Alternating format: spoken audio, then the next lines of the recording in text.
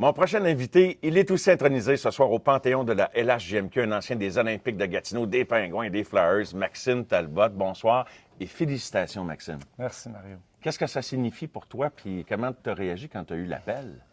Grosse surprise. Puis M. Cecchini m'a justement planifié une surprise lorsqu'il me l'a annoncé. Il a fait comme tout un scénario pour m'amener au bureau de la LHJMQ.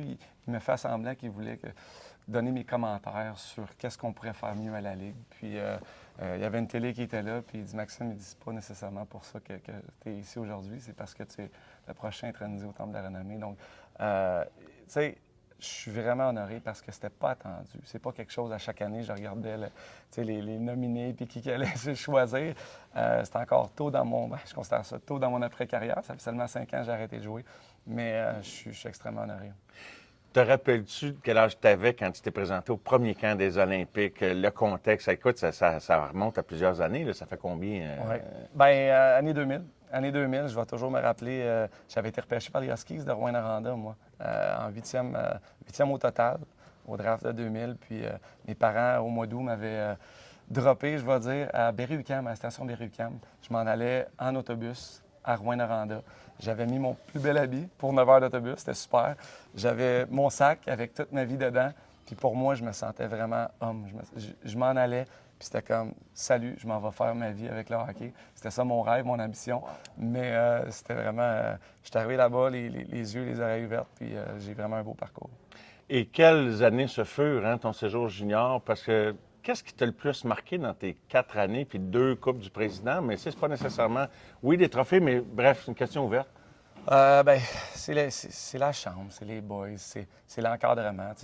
J'ai été échangé ma première année de Rouen à Hull. Puis les gars que j'ai rencontrés, que ce soit un Bob Bissonnette qui était mon capitaine, qui est parti trop tôt, ça fait déjà 8 ans qu'il est décédé, mais c'était mon capitaine, mon mentor. Il m'a appris beaucoup. Puis après ça, l'encadrement des Olympiques, de pouvoir poursuivre mon parcours scolaire. J'ai fini mon secondaire, mon cégep, j'ai été en cours d'université pendant mes 4 années là-bas, donc je suis fier de ça. Puis oui, les championnats, c'est le fun, mais c'est l'expérience, c'est la chambre, c'est les boys.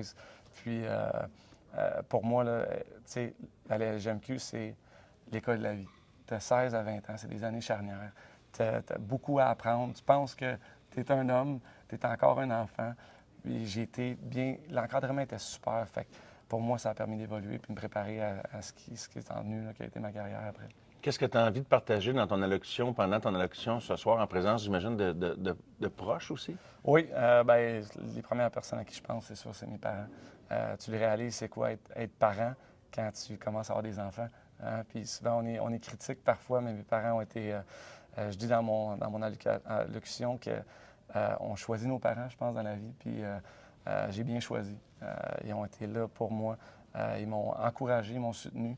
Puis vraiment, ils ont été des parents parfaits pour que je puisse me développer en tant que personne, en tant que joueur de hockey. Après ça, ma femme, mes enfants qui m'ont suivi en Russie, qui ont fait partie de mon parcours, la patience qu'ils ont eue.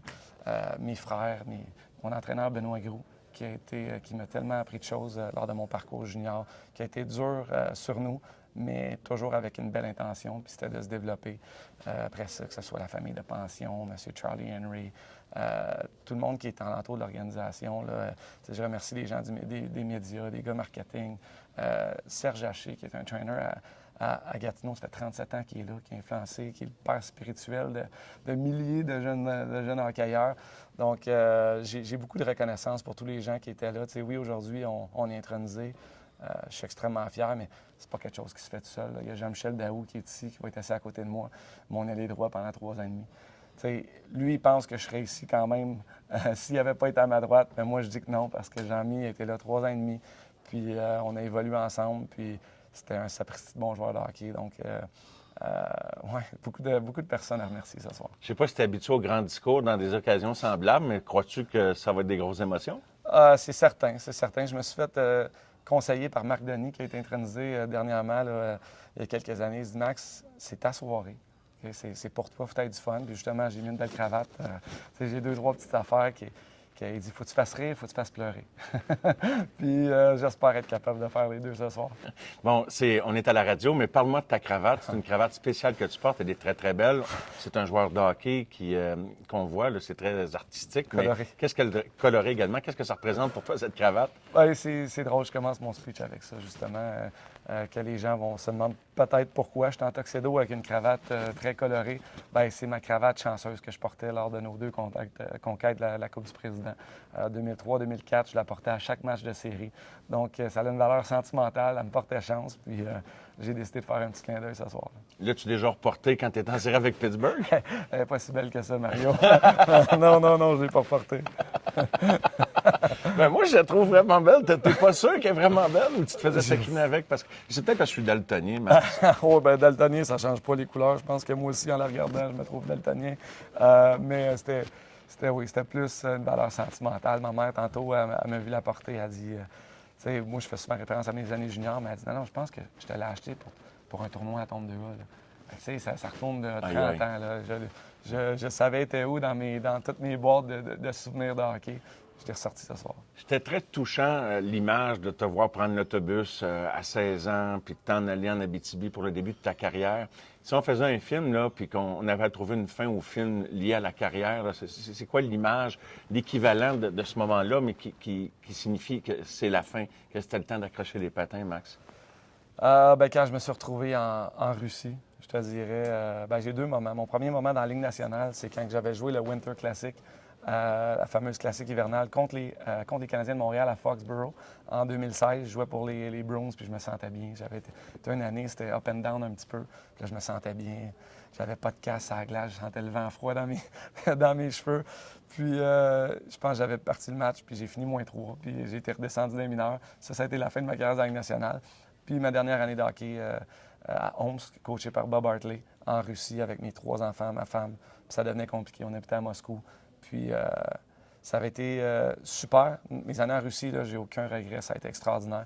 Les dernières années, blessé un petit peu, tout ça. C'était le temps des accrocher. Mais avec du recul, je me dis, j'en avais peut-être 2-3 encore que j'aurais pu jouer. Mais regarde, à un moment donné, il faut savoir le faire. Je regarde Pat Bergeron qui est intronisé avec moi ce soir. Lui était capable de dire, non, je suis encore au sommet de ma forme. J'ai eu une année extraordinaire avec les Bruins. Mais il faut savoir les accrocher à un moment donné. Puis la vie continue. On prend notre retraite, on a 35 ans. Mais je pense qu'il y a plein d'autres belles choses qui s'en viennent pour moi. Félicitations, Maxime. Profite bien de ta soirée. Merci, Mario. Merci. C'était Maxime Talbot avec nos amateurs de sport. Belle entrevue, Max. C'était vraiment bon. Il faut que tu viennes dans le studio. Ça me fait plaisir.